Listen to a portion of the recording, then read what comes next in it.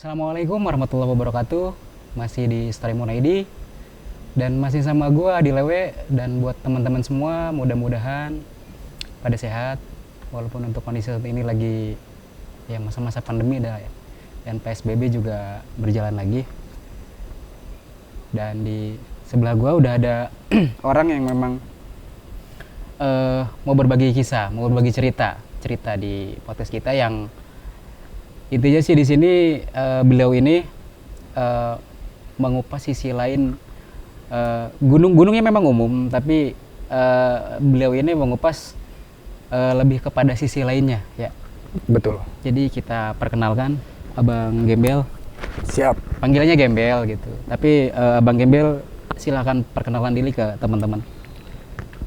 Halo semuanya, gue Rio. Biasa dipanggil Gembel sih. Rutinitas sejauh ini ngapain, Bel?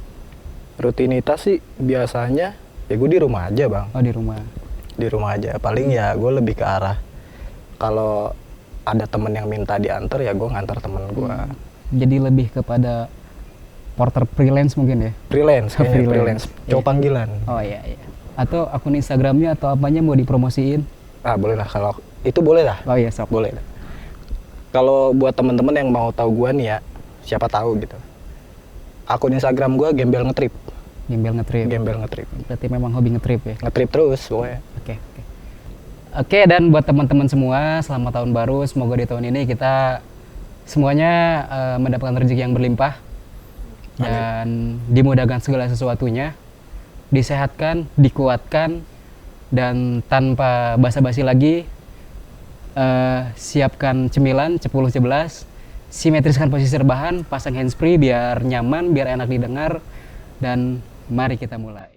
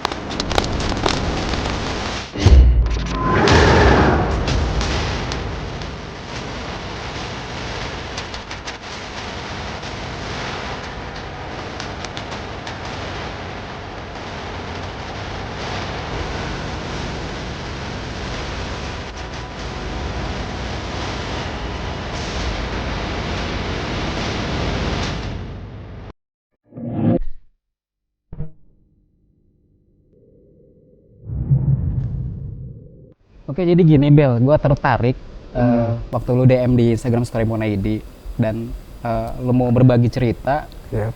Dan yang gue tangkap di sini ya Gunung Gede memang umum ya, Sangat umum. umum. Nah, cuma kan lu di sini mau ngebedah sisi lain dari Gunung Gede itu.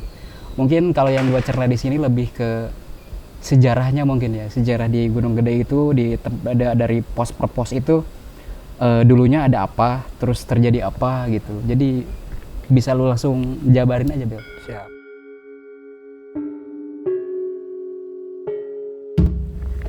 Jadi gini bang, awalnya itu gue naik gunung biasa gitu kan ya. Gue naik gunung biasa. Pertama kali gue naik gunung itu kan gue naik gunung jalur Cibodas. Nah dari jalur gunung Cibodas ini gue trip malam gitu kan. Karena trip malam, pertama itu gue sempet santai dulu gitu kan. Santai dulu, camping dulu gitu kan. Rencananya itu gue mau naiknya besok awalnya. Cuman karena apa ya, karena ada beberapa temen gue yang ada yang belum siap, akhirnya gue nggak jadi naik malam tuh. Akhirnya gue camping dulu di Cibodas gitu. Gue camping di Mandalawangi di sana. Ceritanya itu awalnya itu gue malam-malam mau ngambil air nih buat ngopi gitu kan. Ketika gue mau ngambil air, gue nggak tahu ada siapa, dia datang, perempuan bang, perempuan. Di situ dia apa ya, bisa dibilang kayak punya luka banyak gitu, kayak luka kayak luka bakar gitu kan, sambil bawa rempah-rempah. Dia jalan menuju ke arah mata air yang di pojok tuh. Dari situ gue ikutin gitu kan, gue ikutin. Ketika gue ikutin, dia sambil nangis gitu kan, apa ya, bisa dibilang kayak rempah-rempahnya itu ditempel-tempelin ke lukanya gitu. Ya udah, gue memutuskan ambil air di sana sekalian, gue mau tahu gitu kan, siapa nih gitu, malam-malam posisinya perempuan. Ketika gue samperin sambil nangis, gue nanya, "Mbak, kenapa?" Gue bilang gitu ini. "Nggak apa-apa mas, cuman sakit aja ini, ngebersihin luka," gitu kan. Karena gue ngerasa iba dan kasihan, ya gue bantuin tuh di situ. Gue ngobrol-ngobrol dan gue tanya namanya itu. Ketika gue tanya, "Mbak, namanya siapa, dari mana?" Begitu kan. Dia ngejawabnya itu namanya Purbasari gitu. "Saya Purbasari mas." Ketika gue tanya, "Mbak dari mana?" Dia ngejawab, "Saya masih dari sini juga," gitu. "Oh, tinggal di Cibodas, rumahnya di mana?" Gue bilang kan. "Kenapa malam-malam keluar?" Gue gitu kan. "Ini mau ngebersihin luka," gitu. Karena kalau misalkan siang kelihatan orang, malu saya gitu kan. Ketika gue tanya, "Kenapa nggak dibawa berobat ke dokter?" gitu. Kata dia, "Nggak bisa berobat ke dokter gitu, nggak bisa disembuhin, saya juga diasingin gitu, diusir sama ayah saya." Gue ngobrol sampai subuh di situ ya kan, yang tadinya gue niat mau ngopi jadi nggak jadi gitu. Gue tanya, "Kok bisa diusir?" Gue bilang, "Iya, karena saya mengidap penyakit kusta namanya, yang nggak bisa disembuhin mas, saya capek," katanya, "sama penyakit ini." Nah dari situ gue tanya, "Loh, emang penyakit kusta ini kan bisa disembuhin?" Gue bilang, "Enggak mas, bukan penyakit lain, penyakit yang dibuat," gitu kan. "Dibuat sama siapa?" Gue bilang, "Emang siapa yang jahat?" Dia bilang, "Kok kenapa bisa membuat penyakit itu buat mbaknya? Saya juga nggak tahu," katanya gitu. "Cuman saya dikasih penyakit ini tuh dibuat sama kakak saya." "Kakak kamu siapa?" Gue bilang gituin kan. "Kakak saya namanya Purbalarang." Dari situ gue berlarut ngobrol ya kan sampai subuh, dan gue juga lupa waktu di situ. Gue balik lagi ke tenda. Ketika gue balik lagi ke tenda, gue di situ mikir, "Bang, ini siapa nih?" gitu kan, perempuan gitu. Nah dari situ ya gue nggak mau bikin panik yang lain, ya udahlah gue simpen sendiri gitu. Nah di situ singkat cerita, sebelum gue balik ke tenda gitu kan, Purbasari ini mengatakan ke gue, "Aden, makasih ya," gitu kan, "udah mau ngebantuin saya," gitu. "Oh iya mbak, sama-sama," aku bilang kan. "Mau dianterin pulang nggak?" Gue gituin. Nggak usah gitu. Nah dari situ ketika gue mau naik gunung gitu kan, gue naik pagi jadinya. Gue naik pagi. Ketika gue naik pagi itu kan posisinya itu si mata air itu di pojokan bang ya. Nah gue ngelewatin Curug Cibodasnya itu yang di camping Mandalawangi itu di situ. Nah posisinya itu di situ, ketika gue lewat gitu kan, gue tertarik, gue bingung kenapa nih air terjunnya itu kok warnanya putih gitu. Putihnya itu kayak bisa dibilang putih susu gitu bang. Gue aneh di situ. Ketika gue mau jalan, gue nyuruh teman-teman gue nih, rombongan gue, "Lu duluan aja, gue nanti nyusul sendiri," gitu kan. Karena berhubung siang gitu bang ya, jadi teman-teman gue mau ninggalin gue. Ya akhirnya gue nyamperin ke air terjun itu, air terjun Cibodas. Ketika di situ tanpa sengaja gue deketin, ada lagi bang di situ, ada lagi perempuan. Ya bisa dibilang gimana ya, ya gue laki-laki gitu bang, ada perempuan ya gue ajak ngobrol lah gitu kan. gue ajak ngobrol. Ya karena siang hari ya gue mikirnya positif, orang lain kali gitu kan. Ketika gue datengin ke situ, lebih ke arah gue nanya gitu kan, Mbak lagi ngapain gitu kan, iseng. Dari situ gue nanya, ini lagi nyuci beras gitu kan. Logikanya gini bang, nyuci beras tapi kenapa airnya yang putih, air terjunnya putih gitu. Nah, gue nanya ke dia, Mbak ini saya yang aneh atau gimana gitu, ini air terjunnya kok putih nggak jernih gitu kan, biasa-biasanya jernih gitu, ini kok putih kayak putih susu gitu. Iya mas, ini aku yang buat katanya gitu. Maksudnya gue tanya di situ dong, Mbak siapa? Aku Dewi Padi gitu, yang disebut Dewi Palawija gitu. Nah di situ gue bingung, tar dulu maksudnya gimana nih. Bisa dibilang gue nggak bisa lihat gitu bang, tapi gue lebih sering ditunjukkan gitu. Di situ gue memberanikan diri karena di situ perempuan gitu kan. Ya gue banyak nanya di situ, gue banyak nanya, Mbak asalnya dari mana? Gue bilang, gue tanya kan, saya asalnya dari sini gitu. Dan gue nanya kenapa airnya putih seputih susu.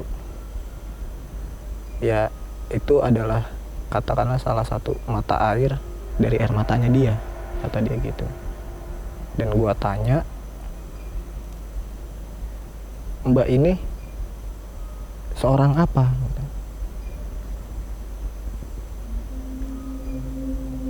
Aden tahu, dan seperti sebelumnya gitu bang ya, perempuan ini manggil gue Aden.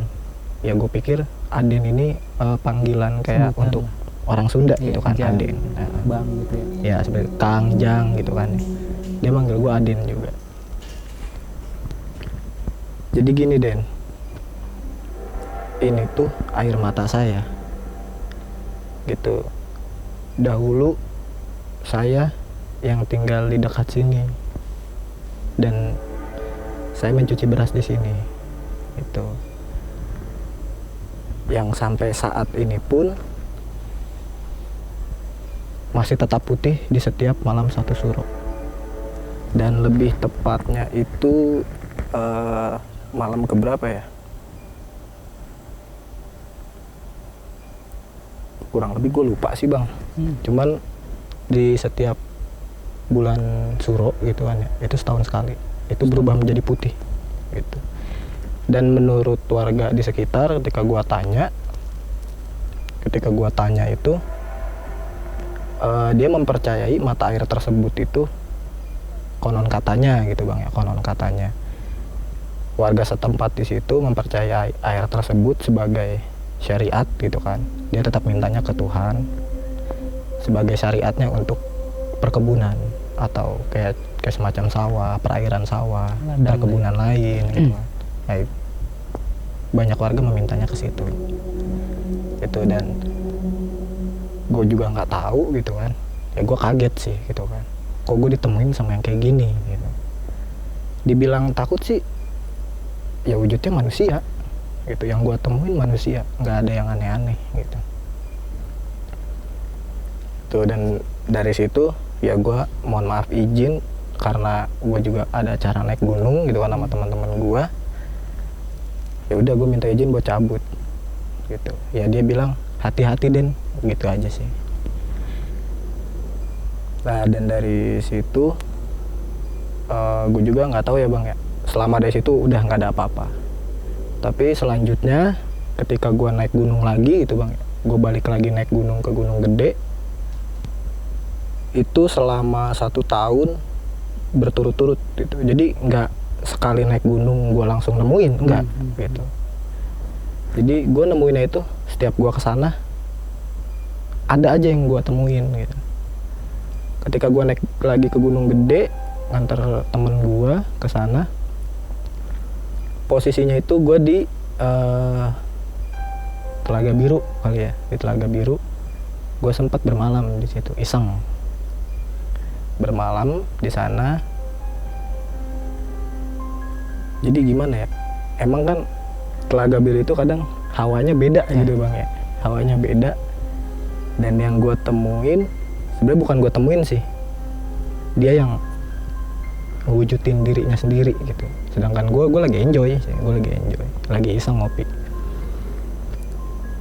Gue bermalam di sana, gue ngopi sama kawan gue. Nah di situ ada yang lewat, perempuan pakai kebaya warna biru gitu. Kan pada umumnya kan ya nggak mungkin dong bang naik gunung pakai kebaya. Kecuali hari Kartini ya. Kecuali itu pak, itu pun jarang-jarang. Tuh gue lihat perempuan, dibilang cantik, asli cantik, gue jujur. Ya gue sempat kebawa apa ya, oh ini siapa nih gitu kan, gue ikutin. Cuma dari situ dia lewat gitu, lewat. Nah di situ gue ngeliat dia lebih ke arah, kan ada tuh yang buat nyamperin ke danau bang. Nah dia ke arah situ, duduk aja dia di situ. Ketika dia duduk di situ, gue bingung. Gue sambil mikir gitu, ini perempuan orang asli atau bukan gitu. Dan gue ngomong ke temen gue, lu lihat nggak? Lihat apaan Bel? Lu lihat gak ono yang lagi duduk? Gue bilang kan. Gue nggak lihat apa-apa. Teman-teman lo nggak lihat? Nggak ada yang lihat. Jujur gue di situ parno ya, gue jujur parno. Tapi di situ gue coba tenang. Ya udahlah, gue bilang ke teman, ya udah lupain. Gue bilang. Temen gue tidur habis ngopi karena mungkin dia panik kali ya. Ya udah gue tidur. Nah di situ gue yang nggak tidur. Dia masih ada duduk nyantai. Ya gue memberanikan diri, gue datangin. Apa ya, dia posisi ngebelakangin gue kan, gue dari belakang. Gue nanya, permisi, gue bilang kan. Iya, kata dia gitu. Gue bilang, teteh di sini ngapain? Gue bilang kan. Lagi duduk aja, bilang gitu kan. Teteh siapa? Gue bilang kan. Saya Tunjung Biru, katanya. Tunjung Biru. Kalau nama panjangnya itu Nyimas Gusti Tunjung Biru. Saya dari kerajaan Medang Larangan kalau nggak salah. Gue kaget dong di situ. Fix bukan manusia, gue bilang kan. Cuman gue masih tetap nyantai karena ya wujudnya pun nggak aneh gitu kan. Gue nanya, teteh di sini ngapain? Ini rumah saya mau ngapain aja bebas gitu. Nah teteh di sini sendirian, gue bilang kan. Iya saya sendirian gitu. Terus gue tanya, teteh di sini sering ini dong nampakin diri, gue bilang kan. Karena tadi saya ngelihat teteh lewat, teman saya nggak lihat. Iya karena Aden kan rumah di sini juga. Gue bingung di situ. Dari situ gue tanya, rumah saya bukan di sini, gue bilang. Rumah saya di sana, di Gunung Putri Bogor, gue bilang. Bukan di Gunung Gede. Iya, rumah Aden di sini. Gue makin parno, gue takut di situ kan. Gue balik lagi ke teman gue. Rencananya gue mau ngebangunin teman gue. Cuman di situ dia mengatakan gini, Aden jangan takut, saya nggak akan ngapa-ngapain. Dan itu gue kaget langsung di belakang gue gitu bang. Dan dari situ ya gue dikasih tahu sama dia, Aden kan pulang ke rumah. Aden jangan takut, di sini keluarga Aden semua, katanya gitu. Gue makin bingung dan gue lebih nenangin diri gue gitu kan, dan gue nggak ngedengerin omongannya dia. Gue nenangin diri gue di situ. Dia bilang, Aden tenang aja, nanti Aden tahu sendiri kok, dia ngomongnya gitu. Nah dari situ gue dikasih tahu sama dia bang. Jadi gini Den, ceritanya gue sambil duduk tuh di depan pos Telaga Biru, gue sama dia duduk, gue sedikit ngejarak berarti bang, gue sedikit ngejarak. Gue duduk juga gitu kan. Dan di situ dia mengatakan gini, Aden tenang aja gitu kan, saya di sini juga ngedeketin Aden, ingin menyampaikan sesuatu. Ya gue tanya, menyampaikan apa dong? Nah dari situ dia mengatakan, jadi gini Den, dulu saya menemukan danau ini gitu, dan saya dulu lebih apa ya, lebih ke arah kayak ngobatin orang gitu, sering mandiin orang gitu kan, yang kayak susah jodoh, terus lebih ke arah apa bang ya, lebih ke arah kayak yang sakit atau gimana. Nah gitu itu. Dan di situ tetap gua nggak peduliin gitu kan, tapi tetap gua dengerin gitu. Nah dari situ ketika gua tanya gitu kan, emang bener asli dari sini? Gue bilang kan, iya saya asli dari sini, saya Nyimas Gusti Tunjung Biru. Aden tenang aja, saya nggak akan ngapa-ngapain, percaya gitu. Dari situ gue tenang, di situ jujur gue tenang. Ya di situ dia mengatakan, Aden kalau misalkan kenapa-kenapa, punya sakit apa, Aden datang aja ke sini, ambil air di sini gitu. Dan saya juga dulu menenggelamkan diri saya ke danau ini, dan semuanya di sini insya Allah syariatnya di sini ada gitu. Ya di situ gue juga jujur gue dikasih, gue nggak tahu dikasih bacaan sama dia, tapi nggak gue baca jujur banget, tapi dikasih gue sama dia, Aden pegang ini aja, kalau Aden sakit, kalau Aden nanti kenapa-napa, Aden ambil airnya, bacain, insya Allah semuanya hilang gitu. Dan ketika gue turun dari gunung pun, gue nanya ke sepuh yang ada di sana, ya dia mengatakan ada di sana, bener ada. Dan dahulunya juga katanya Telaga Biru itu sempat dipercaya untuk pengobatan, terus yang susah jodoh gitu kan. Itu ceritanya bang. Ya udah dari situ subuh ya gue cabut naik, karena gue juga makin parno sih sebenarnya gue di situ. Alhamdulillah sih selama gue nyampe ke atas gue nggak ada apa-apa, nggak ada yang gue lihat lagi. Dari situ berapa minggu kemudian gue naik lagi ke Gunung Gede. Posisinya itu di pos Panjangcangan tuh, pertigaan Ke Ciberem. ya, Ciberem. Gue ngeliat anak kecil bang, anak kecil lari gitu sambil manggil ibu gitu, ibu gitu kan, nyari-nyari. Ya pikir gue anak kecil yang hilang gitu kan, gue kejar sampai ke Ciberem gitu. Singkat cerita, gue nyampe di Ciberem, gue ngeliat kakek-kakek gitu, tangannya luka, dan tangannya itu lebih ke arah apa ya, kayak bekas bacokan gitu bang, kayak bekas bacokan. Dia lagi nyuci tangannya itu. Terus ketika gue nyampe di Ciberem itu, gue dipanggil sama 2 orang kakek-kakek gitu. Nggak terlalu kakek-kakek banget sih gitu. Dari situ gue nanya kan, itu kenapa, gue bilang. Dari situ ya biasa katanya, dijawabnya tuh biasa itu mah, berantem. Tapi kok nggak dibawa ke dokter atau gimana? Ya kata dia sembuh dia mah sebentar lagi juga gitu kan. Dari situ dia, si 2 orang kayak kakek ini mengatakan, coba aja tanya, paling dia juga biasa aja. Ya karena gue ngerasa, gue kan bawa P3K gitu bang ya. Gue samperin, bapak kenapa? Aku bilang, mau diobatin nggak? Nggak usah, ngomongnya gitu, nggak usah, bentar lagi juga sembuh gitu.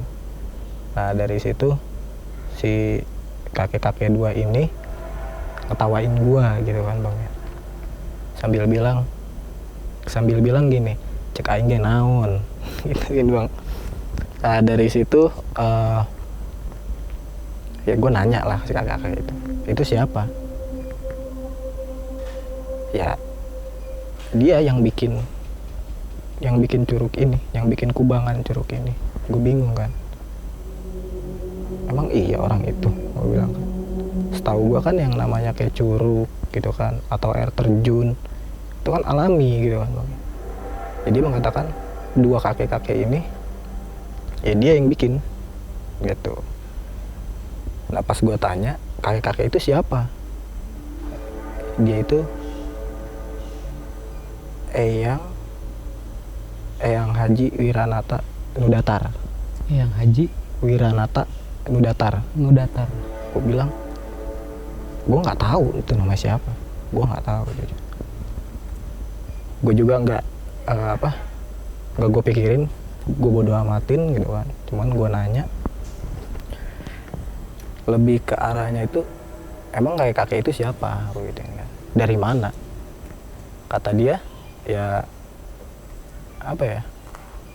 Ya dia yang punya kekuasaan di sini. Gitu. Dia yang tinggal di sini. Ketika gue nengok nggak ada, bener langsung. Gue bilang kemana nih orang? Langsung hilang aja. Gue juga kaget di situ kan. Cuman karena ada dua orang kayak kakek ini yang wujudnya sama manusia, ya gue pikir dia manusia. Nggak taunya dia juga bukan. Pas gue tanya, kakek dari mana? Gitu kan. Saya dari bawah, gitu kan. Ngomongnya gitu. Saya dari bawah, kesini main, gitu kan. Ya gue juga mikirnya entah dia yang jualan atau jaga WC, gitu kan, ada di situ. Cuman posisinya di situ nggak ada yang jualan, nggak ada yang jaga WC. Gitu. Cuman ada dua kakek-kakek ini. Ketika gue tanya, kakek namanya siapa? Gitu. Aki Joel dan Aki Joer, kalau nggak salah. Iya. Joel dan Joer. Joel dan Joer, itu dua kakek itu. Kakek di sini ngapain? Saya ngejaga ini. Gue bingung di situ. Maksudnya ngejaga gimana, kek? Ya saya ngejaga area di sini. Gue tanya, kakek ini siapa? Gue bilang kan. Saya beda alam sama Aden nyata. Saya enggak. Tapi saya ngejaga di sini. Dan saya ikut sama Eyang Haji Wiranata Nudatar tadi. Dan yang ngebuat kubangan curug tersebut, kubangan Ciberem, nah, itu beliau. Dan gue diceritain sama kakek Joel dan Joer itu, konon katanya gitu bang, dulu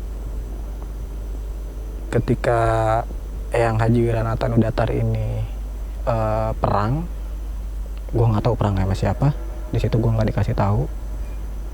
Ketika dia untuk menyembuhkan lukanya itu ke situ, ke kubangan Ciberemnya itu. Nah dari situ gue nanya ke si dua kakek ini, emang ada khasiatnya, yang gue bilang kan. Kata dia ada. Khasiatnya itu banyak orang yang percaya ke situ untuk meminta kekuatan, atau yang bisa dibilang kayak kebal atau gimana gitu bang. Gue juga nggak tahu gitu kan benar atau enggaknya. Tapi dia menjelaskan kayak gitu, meminta kekuatan. Gitu.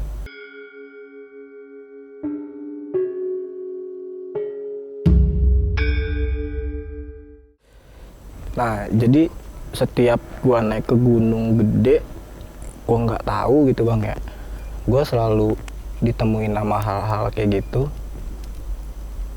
Tapi dari situ gue simpen semua data-datanya yang pernah dikasih ajian sama Ibu Ratu Tunjung Biru. Tetap gue simpen, itu gue tulis di buku gitu kan. Gue bikin buku yang tentang apa yang gue dapat dari Gunung Gede gitu. Nah dari situ Next gue naik ke gunung tersebut lagi. Gue naik ke Gunung Gede lagi. Ketika lu tau kan jembatan bang yang di Cibodas tuh? Tahu. Nah lu tau nggak mata air yang sebelah kanan yang setelah jembatan kan langsung tanjakan tuh yang mau ke Ciberem. Nah ini di sebelah kanan tuh ada mata air. Itu gue ketemu lagi gue sama Ibu Ratu Tunjung Biru. Gue dikasih tahu sama dia karena gue udah pernah ketemu sama dia gitu bang ya, jadi gue nggak terlalu parno dan posisinya pun siang. Gue ketemu lagi, dia lagi duduk di air di situ, dia manggil, "Aden sini." Ya udah gue di situ stop gitu kan, gue diem, anak-anak naik. Gue bilang, "Lu tunggu aja di Panjang-Cangan, gue ngambil air dulu ke bawah." Padahal air banyak cuman gue ngambil air dulu. Gue sambil ngobrol di situ. Gue bilang, "Teteh kok ada lagi di sini?" "Iya, Teteh lagi ngambil air di sini buat sehari-hari." Gitu. Sehari-hari, gue bilang. Nggak masuk logika gue sih jujur gitu kan. Tapi gue tanya, "Emang sehari-harinya ini ngapain?" "Ya lebih ke arah membersihkan badan," kata dia gitu. "Ngebersihin badan aja, mandi," gitu kata dia. Gue nanya, "Emang ini air apa?" Gue bilang. Dari situ dia ngejawab, "Ini namanya Jaladara, Aden. Jadi kalau misalkan Aden mau naik gunung ke Gunung Gede, Aden mandi dulu di sini biar bersih," gitu. "Karena Aden pulang ke rumah," gue bilang. Karena gue nggak percaya ya, gue ngambil air, gue naik aja ke atas, gue tinggalin. Jadi di situ gue mohon permisi gitu kan. "Mohon maaf Teteh, saya mau nyusul teman-teman," gue bilang. "Aden nggak mandi dulu, nanti aja," gue bilang. "Saya bawa airnya kok," gue bilang. "Ya udah Aden, hati-hati." Nah di situ yang gue ingat adalah ya nama mata airnya itu Jaladara gitu. Ketika gue naik gunung dan turun gunung, gue dicegat lagi sama dia di situ. Ketika gue dicegat lagi sama dia ngasih tahu ke gue gini, "Aden, kalau ngambil air dari sini, Aden mau mandi di mana aja boleh, yang penting airnya dari sini. Aden baca Bismillah 3 kali, Syahadat 3 kali, dan Al-Fatihah 3 kali. Insya Allah ada khasiatnya, dan terakhir ditutup sama ayat kursi." Gue bilang, nggak masuk logikanya, dia dari alam lain gitu bang, sedangkan dia nuntun gue ngasih amalannya itu yang berbentuk ya yang pada umumnya. Memang keyakinan kita. Keyakinan gue juga gitu kan. Ya gue bilang gue yain aja gitu. "Oh iya, ya nanti gue mandi di rumah," gue bilang gue gitu ya. Ya gue ngambil airnya lagi dari situ. Ya udah gue pulang. Ketika gue di rumah, gue nggak tahu kenapa gitu bang, gue pengen naik lagi ke Gunung Gede. Di situ gue maksain, gue berangkat di rumah berdua sama temen gue. Gue berangkat. Ketika gue di kaki Gunung Gede, gue udah ngerasa nyaman aja udah. Gue kayak ngerasa gue balik ke rumah gitu dari situ. Ya gue naik lagi ke Gunung Gede. Rencananya itu gue ngecamp 2 malam bang. Rencananya gue ngecamp 2 malam. Dan gue ngecamp di Kandang Batu gitu kan. Gue ngecamp di Kandang Batu. Ketika gue di Kandang Batu itu, rencananya terus bang, sorry, enggak bentaran, kagak enak, gue lagi mulai kagak enak.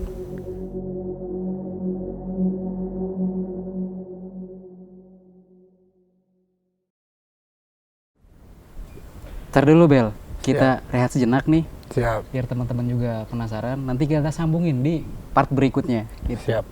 Jadi gua di Lewe, tetap stay cool di channel Story Moon ID dan jangan lupa di subscribe. Wassalamualaikum warahmatullahi wabarakatuh.